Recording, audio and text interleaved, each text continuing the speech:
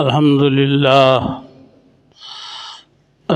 لله نحمده ونستعينه ونستغفره ونؤمن به ونتوكل عليه ونعوذ بالله من شرور أنفسنا ومن سيئات أعمالنا من يهده الله فلا مضل له ومن يضلله فلا هادي له وأشهد أن لا إله إلا الله وحده لا شريك له وأشهد أن محمدا عبده ورسوله أما بعد فأعوذ بالله السميع العليم من الشيطان الرجيم بسم الله الرحمن الرحيم قاف القرآن المجيد بل عجبوا أن جاءهم منذر منهم فقال الكافرون هذا شيء عجيب أإذا متنا وكنا ترابا ذلك رجع بعيد قد علمنا ما تنقص الأرض منهم وعندنا كتاب حفيظ بل كذبوا بالحق لما جاءهم فهم في أمر مريج أفلم ينظروا إلى السماء فوقهم كيف بنيناها وزيناها وما لها من فروج والأرض مددناها وألقينا فيها رواسي وأنبتنا فيها من كل زوج بهيج تبصرة وذكرى لكل عبد منيب ونزلنا من السماء ماء مباركا فأنبتنا به جنات وحب الحصيد قال الله تبارك وتعالى في مقام آخر واعبدوا الله ولا تشركوا به شيئا وبالوالدين إحسانا وبذي القربى واليتامى والمساكين والجار ذي القربى والجار الجنب والصاحب بالجنب وابن السبيل وما ملكت أيمانكم إن الله لا يحب من كان مختالا فخورا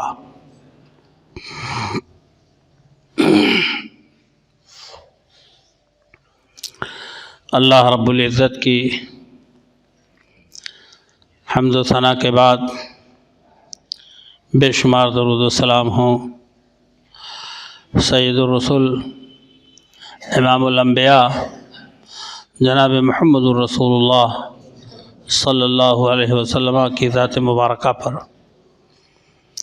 محترم حضرات، سورہ نساء کی آیت نمبر 36 کی تلاوت میں نے کی ہے، جس میں اللہ تعالیٰ نے بہت سے حقوق گنوائے ہیں۔ ہمارے اور آپ کے ذمے وہ حقوق ہیں، قرآن کی روح سے، حدیث کی روح سے۔ ہم جب تک ان کے حقوق کو ادا نہیں کریں گے تو ہم عہدہ برا نہیں ہو سکتے اپنی ذمہ داریوں سے۔ اللہ تعالیٰ نے ہم کو بڑی ذمہ داریاں دی ہیں۔ ایک بندے کی حیثیت سے معاشرے اور سماج میں ہمارے گرد و پیش، ہمارے ماتحت رہنے والے لوگ، ہماری ان سب کی نگرانی اور دیکھ بھال، ان کا تعاون، ان کی مدد، ان کے ساتھ صلہ رحمی، یہ اللہ تعالیٰ نے ہم کو اور آپ کو اس کا حکم دیا ہے۔ اللہ تعالیٰ نے جہاں بندوں کے حقوق گنائے ہیں، ان میں سب سے پہلے خالق کائنات نے، مالک رب ارض و سما نے پہلے اپنی طرف دعوت دی ہے، اپنی عبادت کی طرف، توحید کی طرف، وحدانیت کی طرف۔ سورہ نساء کی 36 نمبر آیت میں اللہ نے ارشاد فرمایا کہ وَاعْبُدُوا اللَّهَ وَلَا تُشْرِكُوا بِهِ شَيْئًا، اللہ کی عبادت کرو، اللہ کی ذات کے ساتھ کسی کو شریک و ساجی نہ ٹھہراؤ۔ ادنا معمولی چیز اور بڑی سے بڑی بھی چیز سب اللہ کی پیدا کی ہوئی مخلوق ہے۔ آسمان سے بڑھ کر کون مخلوق، زمین سے بڑھ کر اللہ تعالیٰ نے جو پیدا کیا ہے، ان سے بڑھ کر یہ بڑے بڑے پہاڑ، یہ دریا، یہ سمندر کی وسعت ہے ہمیں نہیں معلوم۔ اللہ تعالیٰ نے اپنی ذات کے ساتھ شرک کو برداشت نہیں کیا۔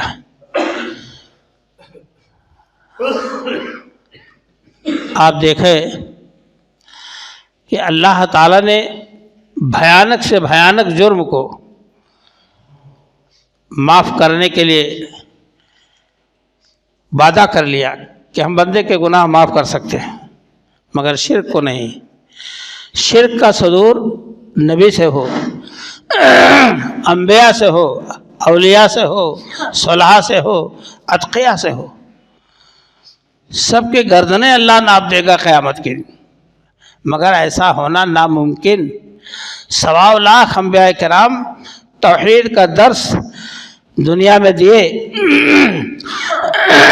ان سے شرک کا صدور الحمدللہ ناممکن، لیکن اس ناممکن چیز پر بھی اللہ نے فرمایا 18 انبیاء کرام کا نام لے کر کے سلسلہ وار، آدم، نوح، ابراہیم، موسیٰ، عیسیٰ اور ہارون اور تمام انبیاء کا نام لینے کے بعد فرمایا کہ لئن اشرکوا، اگر یہ شرک کرتے تو ان کو ہم ٹھکانے لگا دیتے۔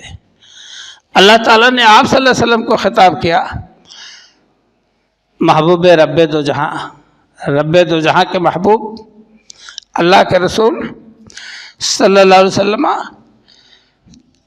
جن کی محبوبیت اللہ تعالیٰ کے نزدیک کس قدر ہے، آپ وقتاً فوقتاً سنتے ہیں، مجھے اس وقت بھی بات کہنی ہے۔ اللہ نے فرمایا لئن اشرکت لیحبطن عملک ولا تکونن من الخاسرین۔ اے نبی صلی اللہ علیہ وسلم، اے محمد، اگر آپ نے شرک کیا تو آپ کے اعمال برباد جائیں گے اور آپ خسارہ پانے والوں میں سے ہوں گے۔ فاعبد اللہ، آپ صرف اللہ کی عبادت کیجیے۔ اللہ نے فرمایا ان اللہ لا یغفر ان یشرک بہ ویغفر ما دون ذلک لمن یشاء۔ اللہ تعالیٰ جس گناہ کو چاہے گا بخش دے گا، لیکن شرک اللہ اس کو نہیں معاف فرمائے گا۔ نبی اکرم جناب محمد رسول اللہ صلی اللہ علیہ وسلم نے بعض اعمال صالحہ کا ذکر کیا، کئی جگہ کئی بار وقتاً فوقتاً مختلف نیکیوں کا ذکر کرنے کے بعد فرمایا کہ یہ شخص جنت میں جائے گا، اللہ اس کو جنت میں داخل، لیکن اگر شرک نہ کیا تب۔ یعنی اچھے سے اچھے، اونچے سے اونچے، بڑے سے بڑے اعمال پر جنت کی ضمانت اللہ کے رسول صلی اللہ علیہ وسلم نے دیتے ہوئے یہ شرط لگا دی آپ صلی اللہ علیہ وسلم نے کہ اگر اس نے شرک نہیں کیا تو۔ اللہ اکبر۔ ایک شخص آپ کے پاس آئے اور ایسے سوالات شروع کیے کہ اللہ کے رسول صلی اللہ علیہ وسلم، ہمارے اوپر کون ذمہ داری ہے لا الہ الا اللہ محمد رسول اللہ کے بعد 5 وقت کی نماز، رمضان کے روزے اور مال میں زکوٰۃ، حج بیت اللہ، ہر ایک پر وہ پوچھتے گئے اس کے علاوہ اور کچھ؟ آپ فرماتے کہ اس کے علاوہ اور کوئی چیز نہیں ہے، ہاں نفل ہے، فرض نماز کے لیے نفل ہے اور نفلی صدقات ہیں یہ وغیرہ ذالک۔ اس نے کہا واللہ ولا لا ازید ولا ھذا ولا انقص، اللہ کی قسم میں اس سے نہ کم کروں گا نہ زیادہ۔ پھر اس کے بعد چل دیا پیٹ پھیر کے۔ آپ صلی اللہ علیہ وسلم نے فرمایا کہ اس کو جنت سے کوئی روک نہیں سکتا ہے اگر اس نے صحیح کہا ہے تو۔ شرط لگا دی آپ صلی اللہ علیہ وسلم نے۔ تو ایسے ہی نیک کاموں کی خوشخبری، اس کا بدلہ اجر بتانے کے بعد آپ نے فرمایا اگر شرک نہیں کیا ہے تو بیڑا پار ہے۔ شرک بہت ہی بڑا جرم ہے اس کائنات کا۔ حضور اکرم صلی اللہ علیہ وسلم سے صحابہ پوچھتے ای الذنب اکبر عند اللہ، اللہ کے نزدیک کون سا جرم سب سے بڑا ہے؟ آپ فرماتے صلی اللہ علیہ وسلم کہ ان تدعوا للہ ندا وہو خلقک، تم اللہ کے ساتھ غیر اللہ کو پکارو حالانکہ اسی نے تمہیں پیدا کیا ہے۔ اپنے پیدا کرنے والے کو تم بھول گئے؟ اگر بھول گئے، روزی دینے والے کو بھول گئے تو اور غیر اللہ کو پکارنا شروع کیا تو یہ سب سے بڑا گناہ اس کائنات، اس دھرتی، اس سرزمین پر۔ یہ تو ہماری اور آپ کی ذمہ داری ہے کہ ہم سوتے جاگتے، اٹھتے، بیٹھتے، کھاتے، پیتے، ہر گھڑی اللہ کا نام لیتے رہے۔ اس کے لیے دعائیں ہیں، نبی صلی اللہ علیہ وسلم نے ارشاد کیا کہ بندے کا اللہ سے رشتہ ٹوٹنے نہ پائے۔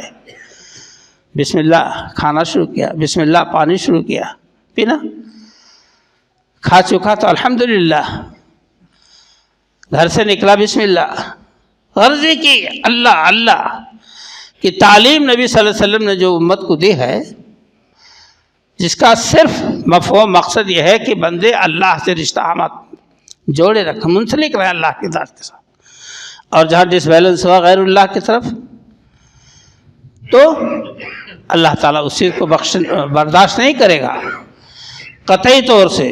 اس لیے میرے دوستوں اور بھائیوں، آپ دیکھیں کہ سب سے پہلے اللہ نے فرمایا وَعْبُدُوا اللَّهَ وَلَا تُشْرِكُوا بِهِ شَيْئًا، اللہ کی عبادت کرو اور اللہ کی ذات کے ساتھ کسی کو شریک و ساجی نہ ٹھہرو۔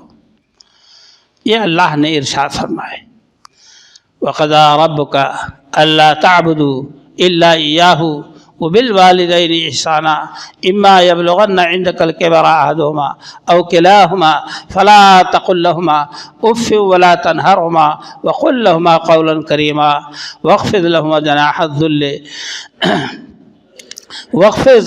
جناح الذل وقل رب ارحمہما کما ربیانی صغیرا۔ اللہ نے فرمایا، قرآن کہتا ہے کہ تیرے رب کا فیصلہ ہو چکا ہے کہ صرف اللہ کی عبادت کرو، اس کے سوا کسی کے نہیں، اور اس کے بعد ماں باپ کے ساتھ حسن سلوک کرو۔ بڑا ٹف مضمون ہے، ماں باپ کے ساتھ حسن سلوک کرو، اچھا برتاوا کرو۔ جس جگہ اللہ نے ارشاد کیا ہے وَعْبُدُوا اللَّهَ، تو اس کے بعد فوراً اللہ نے فرمایا وَبِالْوَالِدَيْنِ احسانا، ماں باپ کے ساتھ حسن سلوک کرو۔ ہمارے اور آپ کی پیدائش کا ذریعہ، ظاہری سبب اللہ کے بعد ماں باپ ہی ہیں۔ اللہ تعالیٰ نے فرمایا کہ وَوَصَّيْنَا الْإِنسَانَ بِوَالِدَيْهِ، ہم نے ماں باپ کے ساتھ حسن سلوک کی وصیت کی ہے۔ حملتہ امہ کرہا ووضعتہ کرہا وحملہ وفصالہ 30 شہرا حتی اذا بلغ اشدہ وبلغ 40 سنۃ۔ ہم نے انسان کو وصیت کی ہے کہ اپنے ماں باپ کے ساتھ حسن سلوک کرو، اور ماں پر غور کرو کہ ماں نے حملت ہو کرہا، بڑی مشقت سے اٹھائے رکھا، 9 مہینے پیٹ میں بڑی مشقت سے اٹھائے رکھا، چلنا، بیٹھنا، لیٹنا، سب تکلیف۔ ووضعتہ کرہا، اور بچے کی پیدائش بڑی تکلیف سے ہوئی ہے، بچہ جو جنا وہ بڑی مشقت ہو۔ میرے دوستوں اور بھائی، اور اس کے بعد پرورش کا انداز دیکھیں۔ جس بچے کی پیدائش میں تکلیف اٹھائی ہے تو ایسا نہیں کہ اٹھا کے نالی میں پھینک دے کہ ابھی تو میری جان نکل جاتی ہے، سینے سے لگاتے ہیں، چھاتیوں سے چپکاتے ہیں، ٹھنڈک سرد و گرم کا لحاظ کرتی ہے، راتوں کو جاگ جاگ کر بسترے بدلتی ہے، رونے پر دوڑ پڑتی ہے، کس ناز سے، کس انداز سے، کس شفقت و محبت سے ایک ماں اپنے بچے کو پالتی ہے۔ صاحب اولاد اس بات کو سمجھ سکتے ہیں، ہمیں کہنے کی ضرورت نہیں ہے کہ جس طرح ہم آپ اپنے اولاد کو دوڑتا ہوا دیکھتے ہیں کہ آ رہا ہے تو دوڑ کر اٹھا لیتے ہیں، گود میں لے لیتے ہیں۔ کیا آپ کے ماں باپ نے ایسا نہیں کیا ہوگا؟ آپ کے ماں باپ نے کیا ہوگا، یقین کر لیجئے ان کی پرورش اور پرداخت آپ کی زندگی کے ہر لمحے میں یہ باپ کما رہا ہے، سامان ضرورت لا رہا ہے، بچوں کے لیے، گھر کے لیے۔ میرے دوستوں اور بھائیوں، اللہ تعالی نے اسی لیے بار بار ماں باپ کے ساتھ حسن سلوک کو کہا ہے۔ اللہ تعالی نے قرآن کریم میں بہت سے مواقع پر اس بات کو بیان کیا ہے۔ آج کا یہ دور بہت تکلیف دہ دور ہے۔ جو ماں باپ اپنی اولاد کو بڑھاپے کی عمر میں اپنی چارپائی تخت پر زمین پر بیٹھ کر راستہ دیکھتے ہیں کہ ہمارا بیٹا ابھی آیا نہیں ہے، ہمارا بیٹا کہاں پھنس گیا، کب پہنچے گا، اس بیٹے کا انداز گھر میں داخل ہوتا تو ترچھی نگاہوں سے، بچہ کہاں تھے، بہت دیر ہو گئی، بس ابھی تک تم بیٹھے ہو، ہمارے انتظار میں بڑی محبت ہے آپ کو۔ اللہ اکبر۔ بچپنے میں دوڑ کر جس جھولے کو، باپ کے جھولے کو تم نے چھینا ہے، کیا لائے ہو، جیب میں ہاتھ ڈالا ہے، اس میں کیا ہے، پہلے ہم کو دے دو۔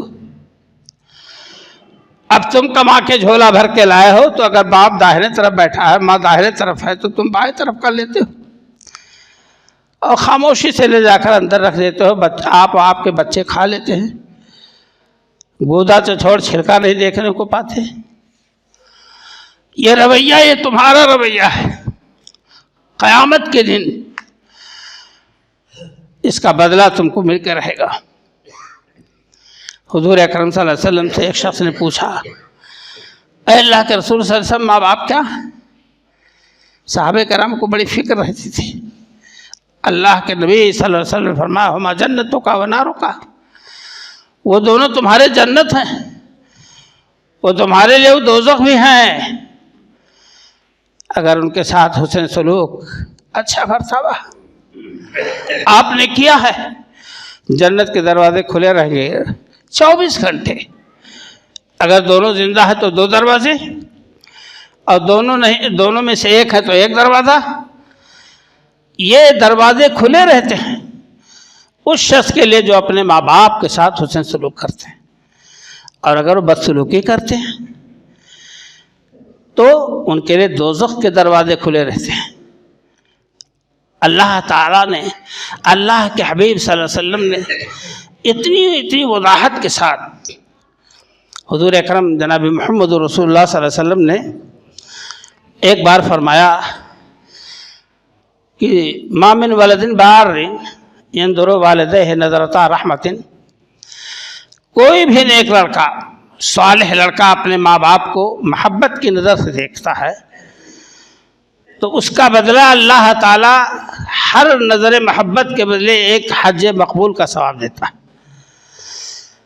کہ میرے ابا ہیں، میری امی ہیں، ابا کیا لے آئے، امی کیا لے آئے، کیا خواہش ہے، کھانا پانی تو روز پکتا ہے، آپ کی کوئی خواہش ہو بتائیے۔ ایک صحابی رسول نے عرض کیا کہ اے اللہ کے رسول صلی اللہ علیہ وسلم، ایک نظر محبت پر ایک حج کا ثواب ملتا ہے، تو کوئی 100 مرتبہ اپنے ماں باپ کو دن میں نظر محبت دیکھے تو اے اللہ کے رسول، تو 100 حج مقبول کا ثواب مل جائے گا۔ آپ صلی اللہ علیہ وسلم نے فرمایا، اللہ اکبر و اطیب، اللہ تعالیٰ تو اس سے بھی بڑھ کر ہے، تم 100 کہہ رہے ہو، ارے جتنی بار تم دیکھو گے تو اللہ کی رحمت کی وسعتوں کا کنارہ نہیں ہے، اور تم 100 میں پریشان ہو۔ جتنا اللہ تعالیٰ سے آپ امید رکھ سکتے ہیں جتنی بار دیکھیں اپنے ماں باپ کو حسن محبت سے تو اللہ تعالیٰ اتنی بار تمہیں حج مبرور کا ثواب عطا فرماتا ہے۔ میرے دوستوں اور بھائیوں، مذہب اسلام نے تو انسانوں کے حقوق چھوڑ کر جسم اور بدن کے حقوق بیان کر دیے۔ حضرت عبداللہ بن عمرو بن العاص رضی اللہ تعالیٰ کی شادی ہوئی تو یہ بہت عبادت گزار تھے۔ اب عبادت گزاری کا عالم کہ رات رات بھر نماز پڑھتے، نفلی کتنی لمبی رکعت پڑھتے، اللہ بہتر جانے، اور دن میں روزہ رکھتے۔ شادی ہو گئی 2-4 روز بیتا تو حضرت عمرو بن العاص رضی اللہ تعالیٰ عنہ نے پوچھا بہو سے، کیف وجدت بالک، اپنے شوہر کو تم نے مزاج میں کیسا پایا، اخلاق والا ہے، پیار محبت کرتا ہے کہ نہیں کرتا ہے، کیا ہے، کیسا ہے؟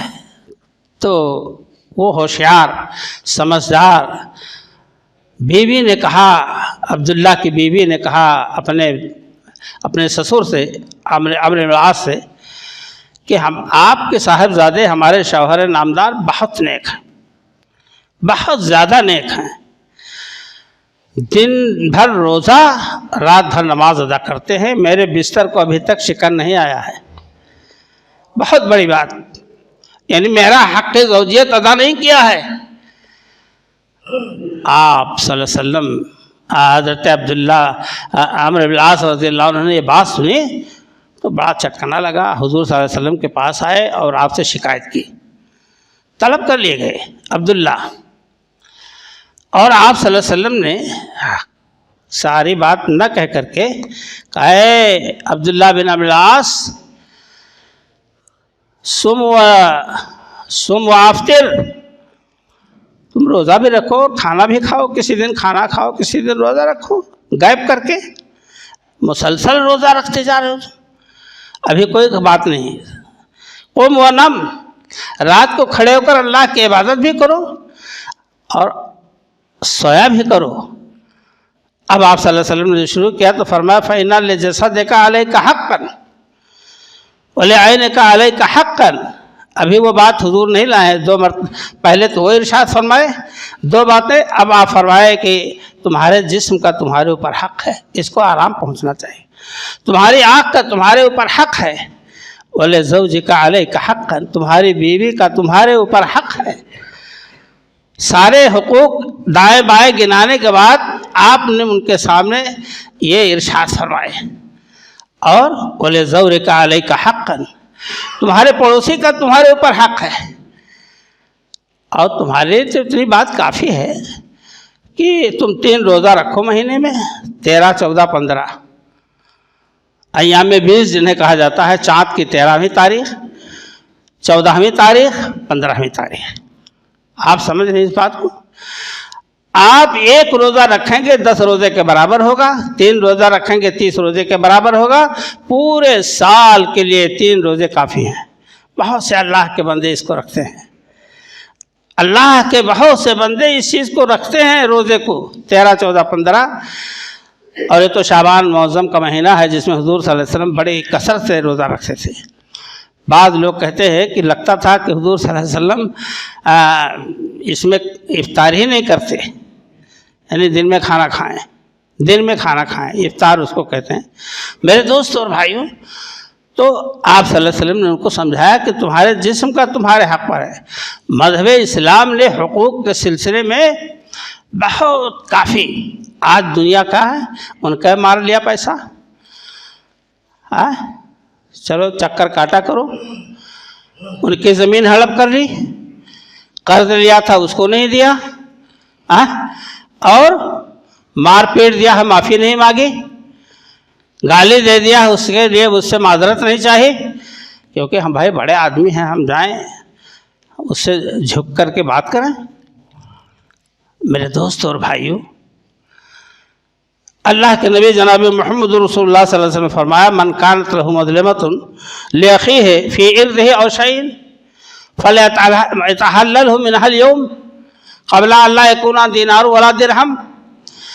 کسی بھی بندے خدا کا کوئی بھی حق، کوئی بھی ظالمانہ رویہ کسی بندے کے ساتھ، بھائی کے ساتھ ہے تو ابھی زندہ ہیں، اسی دنیا میں اس کو حل کر لو، لین دین صحیح کر لو، مارا پیٹا ہے تو معذرت کر کے معافی مانگ لو، کسی کی چیز لے لی ہے، غصب کر لیا ہے، اس کو واپس کر دو، قبل اس کے کہ اس دن نہ کوئی دینار ہوگا نہ کوئی درہم، نہ کوئی دینار ہوگا نہ کوئی درہم کہ اتنا روپیہ لے لو معاف کر دو، اتنا پیسہ لے لو چھوڑ دو۔ آپ نے تھپڑ مارا ہے، لَتُؤَدُّنَّ الْحُقُوقُ إِلَىٰ أَهْلِهَا كَمَا لَتُؤَدَّنَّ الْحُقُوقُ إِلَىٰ أَهْلِهَا حَتَّىٰ يُقَادَ لِلشَّاةِ الْجَلْحَاءِ مِنَ الشَّاةِ الْقَرْنَاءِ، یہ روایت بہت سن چکے ہیں، یہاں تک کہ بے سیگ والی بکری کو سیکھ دے گا اللہ کہ لے قیامت کے دن میدان محشر میں اسے بدلہ چکا لے۔ تو میرے دوستوں اور بھائیوں، اللہ کے نبی صلی اللہ علیہ وسلم نے جو تعلیم دی ہے حقوق کے سلسلے میں، ہم لوگ سمجھتے ہیں کہ بہت آسان ہے، ہمارا کیا کر لے گا وہ، ارے کرنے والا تو اوپر ہے بھائی، بڑے سے بڑے لوگ نہیں کر پاتے، کتنے ڈاکو چور گھوم رہے ہیں، کوئی کچھ کر پا رہا ہے؟ سب ڈر جاتے ہیں، خوف زدہ ہو جاتے ہیں۔ تو کرنے والا تو اوپر ہے، وہ قیامت کے دن جب ایک ذرہ نیکی آپ کی اور ایک ذرہ برائی دونوں جب سامنے رکھے جائے گے اور تولا جائے گا تو پتہ چل جائے گا۔ فَأَمَّا مَنْ ثَقُلَتْ مَوَازِينُهُ فَهُوَ فِي عِيشَةٍ رَاضِيَةٍ وَأَمَّا مَنْ خَفَّتْ مَوَازِينُهُ فَأُمُّهُ هَاوِيَةٌ وَمَا أَدْرَاكَ مَا هِيَ نَارٌ حَامِيَةٌ۔ بہرحال جس کے اعمال نامہ جس کا وزن اعمال نامے کا بھاری ہوگا وہ بہت عیش کی زندگی میں ہوگا۔ فَهُوَ فِي عِيشَةٍ رَاضِيَةٍ وَأَمَّا مَنْ خَفَّتْ مَوَازِينُهُ، اور جس کے اعمال کا صالحہ کا پلہ ہلکا ہوگا، کس قدر تم پہ گراں صبح کی بیداری ہے، ہم سے کب پیار ہے، ہاں نیند تمہیں پیاری ہے، اور طبع آزاد پہ قید رمضہ بھاری ہے، اور تم ہی کہہ دو کہ یہ آئین وفاداری ہے۔ میرے دوستوں اور بھائی، آج بڑا اچھا لگ رہا ہے، یہاں عیش کر لو تو وہاں کیا ہوگا، یہاں تھوڑی تکلیف اٹھا لو تو وہاں عیش کے لیے انشاءاللہ امید رکھو۔ فَهُوَ فِي عِيشَةٍ رَاضِيَةٍ وَأَمَّا مَنْ خَفَّتْ مَوَازِينُهُ فَأُمُّهُ هَاوِيَةٌ، جس کے اعمال صالحہ میں کمی ہوگی، گناہوں کا پلہ بھاری ہوگا، وہ ہاویہ میں ڈال دیا جائے گا جو ایک گرم آگ ہے۔ میرے دوستوں اور بھائیوں، میں عرض کر رہا تھا کہ حضور اکرم صلی اللہ علیہ وسلم نے حقوق کے سلسلے میں فرمایا، ان کان لہ عمل صالح اخذ منہ، اگر اس ظالم کے پاس کچھ نیکیاں ہیں تو اس کو اٹھا کر کے اس مظلوم کو دے دی جائیں گی، اور اگر اس کے پاس نیکی بھی نہیں ہے اور ظلم ہے اور برائیاں ہی برائیاں ہیں تو اس مظلوم کے گناہوں کو اٹھا کر اس پر لاد دیا جائے گا، ثم طرح فی النار، پھر جہنم میں پھینک دیا جائے گا۔ آپ حقوق پہچانیں۔ میں عرض کر رہا تھا کہ اولادیں اپنے ماں باپ کی قدر کریں، آج تک اگر غلطی ہوئی ہے تو ان سے معافی بھی مانگ سکتے ہیں، ان کے ماں باپ سے کے دل سے زیادہ نرم کس کا دل ہوگا اپنے اولاد کے حق میں؟ لیکن اس میں بھی وہ لوگوں کو غیرت ہے، ہم ماں باپ سے جائیں گے معافی مانگنے، ہوں گے کوئی شعور زندگی نہیں ہے۔ بڑے افسوس کی بات ہے یہ میرے دوستوں اور بھائیوں، یہ سوچنے کا مقام ہے کہ آقا مدنی صلی اللہ علیہ وسلم نے فرمایا کہ اپنے ماں باپ کے ساتھ حسن سلوک کرو۔ عبداللہ بن مسعود رضی اللہ تعالیٰ عنہ نے آپ صلی اللہ علیہ وسلم سے پوچھا، صحابہ کرام رضی اللہ عنہم کتاب نیک اعمال کی خواہش، ثواب کی زیادتی کے لیے اللہ اکبر، عبداللہ بن مسعود رضی اللہ عنہ نے پوچھا، یا رسول اللہ ای الاعمال احب الی اللہ، اللہ کے نزدیک سب سے زیادہ محبوب اور پیارا عمل کون سا ہے؟ تو آپ صلی اللہ علیہ وسلم نے فرمایا کہ الصلاۃ لوقتہا، نماز اس کے ٹائم پر وقت پر ادا کرنا جماعت کے ساتھ۔ ثم قلت ثم، صحابہ رسول رضی اللہ عنہ عرض کرتے ہیں پھر اس کے بعد کون سا عمل ہے بہت زیادہ محبوب اللہ کو پیارا؟ آپ نے فرمایا بر الوالدین، ماں باپ کے ساتھ حسن سلوک کرو، ماں باپ کے ساتھ حسن سلوک کرو۔ اللہ اکبر. یہاں آ کے زبان رک جاتی ہے حالات کے تحت. ایک سے ایک باتیں آتی ہیں سامنے, لوگ کہتے ہیں. ایک جگہ میں گیا, ایک بزرگوار سامنے بیٹھے, ایک بہت بڑی کانفرنس تھی نیپال میں. ایک زمانہ ہو گیا گئے ہوئے. ابھی آپ نے سنا ہوگا, اللہ تعالی ہم کو یاد دلا دیا, سالک وصبی رحمۃ اللہ علیہ جو ایک شاعر اسلام تھے, بہت قابل شخصیت تھی, بڑے متواضع تھے. ایکسیڈنٹ سے ان کا انتقال ہو گیا, ابھی جلد ہی ہوا. اللہ تعالیٰ ان کی مغفرت فرمائے, اعلیٰ علیین میں جگہ عطا فرمائے. جو علماء کرام کسی مجبوری سے نہیں پہنچ سکے ہیں, وہ بہت ہی زیادہ اپنے آپ کو شرمندہ محسوس کر رہے ہیں. میرے دوستوں اور بھائیوں, بہت ہی متواضع انسان تھے. تو اسی مقام پر مرلا بجہا ہے اور ایک بلکڈی ہے نیپال میں. ایک بزرگوار میرے سامنے آئے تو رونے لگے. تو میں نے کہا کہ چاچا کیا حال ہے, کاہے رو رہے ہو؟ کہا میں نے جو درخت لگایا تھا اس کا پھل مجھے نہیں ملا, اور میرا بیٹا مدینہ میں پڑھ رہا ہے, مدینہ میں پڑھا ہے, مدنی ہے, سلفی ہے. اللہ اکبر. اور باپ رو رہا ہے بیٹھ کے, جو درخت لگایا تھا اس کا پھل مجھے اور سایہ نہیں ملا. کتنے افسوس کی بات ہے. تو میرے دوست اور بھائیوں, پھر عبداللہ بن مسعود رضی اللہ تعالیٰ نے جب عرض کیا, قلت ثم أي, اے اللہ کے رسول صلی اللہ علیہ وسلم, اس کے بعد کون سا محبوب عمل ہے زیادہ اللہ کو پیارا ہے؟ تو آپ نے فرمایا الجہاد فی سبیل اللہ, اللہ کی راہ میں جہاد کرنا. جہاد کے معنی وہی تلوار بندوق نہیں ہے. جہاد بہت وسیع معنی رکھتا ہے, بہت بڑا وسیع معنی ہے اس کا. اللہ کی راہ میں نیکیوں کے راستے کھلے ہیں اور آپ اس میں محنت کریں, عبادات میں محنت کریں, صدقہ خیرات میں محنت کریں, لوگوں کے معاون و مددگار بن جائے. اللہ تعالیٰ نے تو ماں باپ کا بہت بڑا درجہ ہے. یہ مختصر انداز ہے تھوڑا سا ہمارے خطبے کا تعلق سے جو میں نے عرض کیا کہ اللہ کا حق, ماں باپ کا حق, اور اللہ نے فرمایا وَبِذِي الْقُرْبَى وَالْيَتَامَى, قرابت داروں کے ساتھ, یتیموں کے ساتھ, مسکینوں کے ساتھ, اور والجار ذی القربى والجار الجنب وصاحب بالجنب, پڑوسی کے ساتھ, اور پارٹنر کے ساتھ, سفر کے ساتھی کے ساتھ, بیوی کے ساتھ. اللہ نے فرمایا کہ وہاں ملکت ایمانکم, اور جو تمہارے ماتحت ہیں, نوکر چاکر, کارخانوں ملوں میں دکانوں میں کام کرنے والے ملازمین, یہ آپ کے ماتحت ہیں. اللہ کے رسول جناب محمد رسول اللہ صلی اللہ علیہ وسلم جس بیماری میں جانبر نہ ہو سکے, بچ نہ سکے, اس میں آپ صلی اللہ علیہ وسلم نے فرمایا تھا الصلاۃ والصلاۃ وما ملکت ایمانکم, میری امت کے لوگوں تم نماز نماز نماز نماز, اور جو تمہارے ماتحت ہیں, بیوی بچے, نوکر چاکر, غلام بادی, ان کے بارے میں تم سے اللہ کے ہاں سوال ہوگا. اللہ کے رسول صلی اللہ علیہ وسلم نے اس وقت اس کی تعلیم دی ہم کو, نماز کی, جس کے لیے ہمارے کان میں جو نہیں دیکھتے. میرے دوستوں اور بھائیوں, بہت افسوس کی بات ہے. تو میں عرض کر رہا تھا کہ قرآن کریم نے یہ ذکر فرمانے کے بعد اللہ نے فرمایا ان اللہ لا يحب من کان مختالا فخورا. ان تمام لوگوں کے حقوق بیان کرنے کے بعد اللہ کہتا ہے کہ اللہ متکبر گھمنڈی کو نہیں پسند کرتا. کیا مطلب؟ کہ جو بیواؤں کے ساتھ, یتیموں کے ساتھ, مسکینوں کے ساتھ, ماں باپ کے ساتھ, بیوی بچوں کے ساتھ حسن سلوک نہ کرے, وہ سمجھ لو اس کے اندر گھمنڈ ہے. اللہ اس کو پسند نہیں کرتا ہے. ہم وہ عمل کریں کہ اللہ ہم کو پسند کرنے لگے, ہم وہ عمل کریں, اعمال صالحہ اپنائیں کہ اللہ تعالی ہم کو اور آپ کو پسند کرنے لگے. اور یہ بہت بڑی بات ہوگی. منت میں نے کہ خدمت سلطان ہمیں کنی, تم احسان مت جتاؤ کہ ہم بادشاہ کی خدمت کرتے ہیں, تم یہ احسان مت جتاؤ کہ ہم جو ہے نماز روزہ کرتے ہیں. اللہ سے منت شناس کی خدمت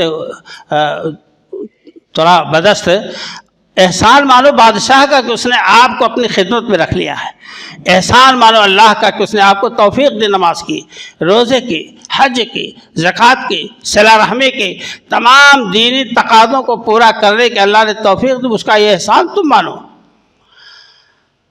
برادران اسلام، حقوق کے متعلق ہم لوگ بہت کمزور ہیں، اللہ کے حقوق نہیں ادا ہوتے اور ماں باپ کے حقوق میں بھی بہت کمزور ہیں۔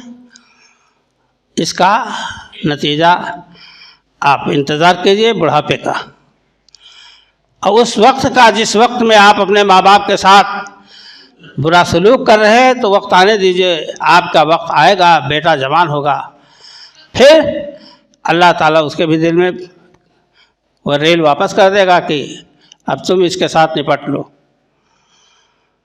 میرے استاد دارالعلوم دیوبند کے مولانا شریف الحسن صاحب دیوبندی علیہ الرحمہ نے بخاری شریف کا درس دیتے ہوئے اس موضوع پر بتلایا کہ ہمارے دیوبند میں ایک نوجوان اپنے باپ کو مارنا شروع کیا، باپ بھاگا، یہ دوڑاتا ہوا مارتا ہوا، دوڑاتا مارتا ہوا کچھ دور پیچھا کیا اور باپ گر پڑا چوٹ کھا کر کے اس کے ڈنڈے سے۔ تب اس نے کہا بیٹا اب رہنے دو، یہیں تک اپنے باپ کو مارتے ہوئے لایا تھا، اب اپنی کرنی کو، اپنے اس مقام کو ہم پہنچ گئے۔